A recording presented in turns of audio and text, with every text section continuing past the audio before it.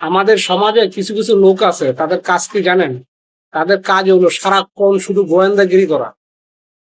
সারাটা দিন শুধু গোয়েন্দাগিরি করা, যে অমুকে এটা করে, অমুক ওইটা করে, ও ওইটা করে, ও খারাপ, ও ভালো, ও খারাপ, মানে সারাক্ষণ শুধু ওর কাজ শুধু শুধু এইটাই, যে কে কি করে বেড়ায়। আচ্ছা, আমি আমি তাদেরকে বলবো, ভাই এবং বোন যারাই এই কাজগুলো করে, তাদেরকে আমি বলবো, এই যে আপনি সারাক্ষণ আপনার নিজের খেয়ে নিজের পরে, নিজের খেয়ে নিজের পরে সারাক্ষণ যে আপনি অন্যের পিছনে লেগে থাকেন, একটা বার কি ভাবছেন যে আপনি ব্যক্তিটা কিরকম? আপনি এটা নিয়ে ভাবেন না কেন? আপনি মানুষকে নিয়ে না ভেবে আপনি আপনার নিজেকে নিয়ে একটু ভাবুন। একটু নিজেকে নিয়ে ভাইবা দেখেন যে আপনি কিরকম।